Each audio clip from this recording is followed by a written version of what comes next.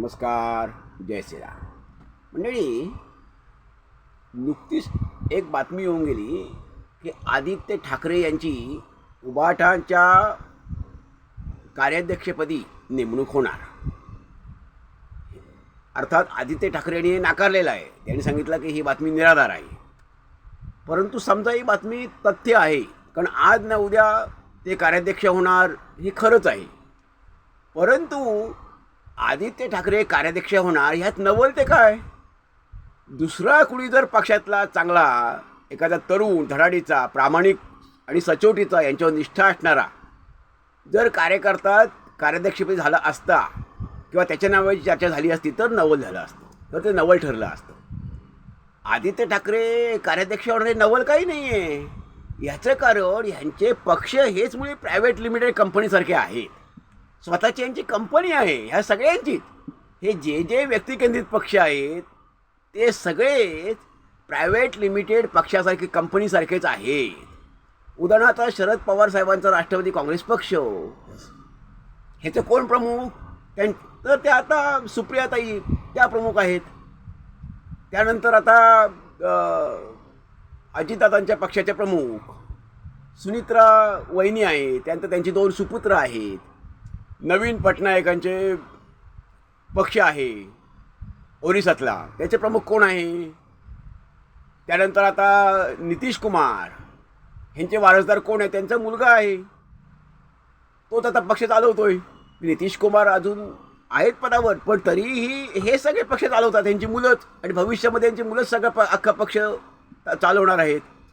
त्यानंतर लालू प्रसाद यादव ह्यांचा मुलगा तेजस्वी यादव, ह्याच्याकडे पक्षाची सूत्र आली. मुलायम सिंग यादव, मुलायम सिंगानंतर पक्षाची सूत्र कुणाकडे आली? त्यांच्या मुलाकडे आली.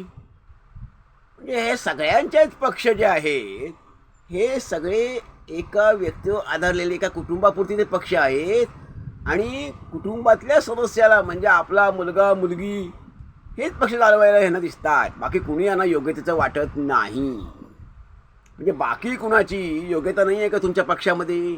म्हणजे तुमच्या पक्षावर तुमच्यावर निष्ठा असणारे, एवढ्या वर्ष राबणारे प्रामाणिक वृत्तीचे कार्यकर्ते तुमच्यात नाहीत असं तुम्हाला वाटतं का?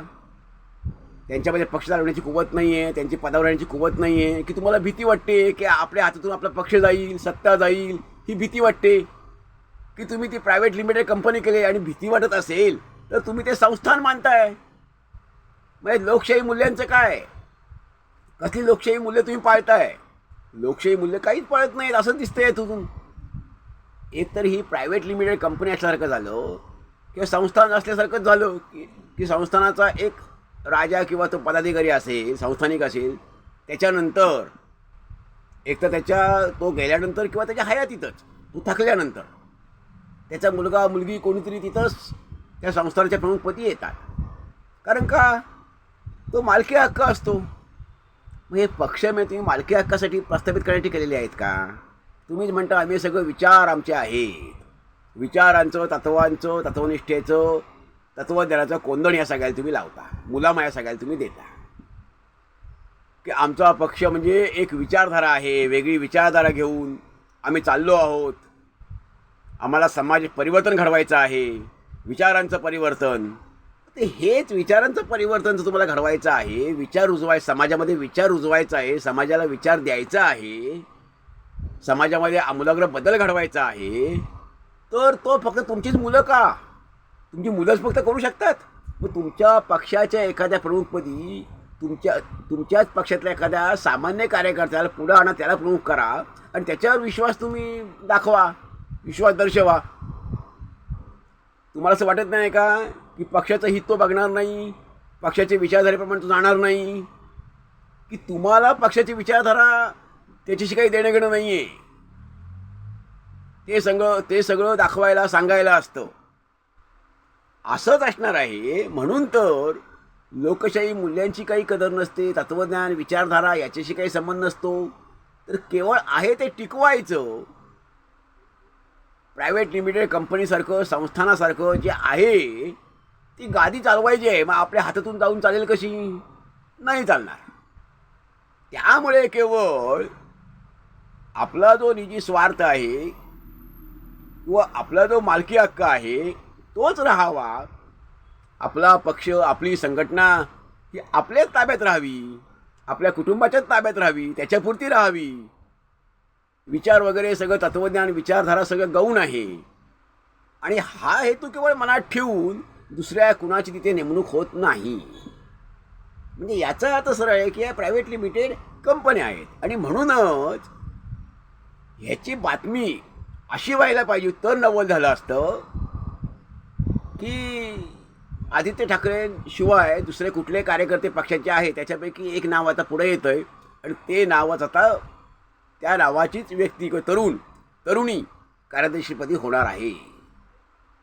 हे झालं असतं तर मनाचा मोठेपणा दिसला असता आणि हे तत्वासाठी, विचारासाठीच ह्यांचे पक्ष, ह्यांच्या संघटना चालतात हे झालं असतं. त्यामुळे मग घराणेशाहीचा किंवा कुटुंबाचा जर आरोप झाला तर आरोपाला तुम्ही उत्तर देणार कसं? नाही देऊ शकत. कारण जर तत्व, विचारधारा हा जर विषय आला, लोकशाही मूल्य हा जर विषय आला तर मग तिथे दुसरी व्यक्ती का चालत नाही आहे? चालली पाहिजे. ती व्यक्ती त्यानिमित्ताने पुढे येईल, तिला काम करण्याची संधी मिळेल, ती कार्यप्रवृत्त होईल, तिच्यातले टॅलेंट्स आहेत, गुणवत्ता आहे ती दिसेल त्या व्यक्तीमधील. पण असं होत नाही, होणार नाही. कारण तो सगळ्यांचा निजी स्वार्थ असतो. कारण त्यांना आपला पक्ष म्हणजे एक प्रायव्हेट लिमिटेड कंपनीच वाटत असते, एक संस्थान त्यांना वाटत असतं. आणि त्याप्रमाणेच ही सगळीच मंडळी आहे, ही सगळीच मंडळी अशा तऱ्हेने लोकशाही मूल्यांकडे, उदात्त लोकशाही मूल्यांकडे दुर्लक्ष करून आपल्याच मुलामुलींची ते पक्ष प्रमुखपदी नेमणूक करतात, नेमणूक केली जाते. मंडळी, आपल्याला काय वाटतं की हे सगळं जे आहे लोकशाही मूल्य आम्ही आदर करतो, लोकशाही मूल्यांचा आदर करतो आणि तत्त्वज्ञान, विचारधारा आमची वेगळी आहे, त्याच्यासाठी आमचा पक्ष आहे, आम्ही विचारांचे भुकेले आहोत, तत्त्वाचे भुकेले आहोत, हे सगळं सांगायला आहे का, दाखवायला आहे का?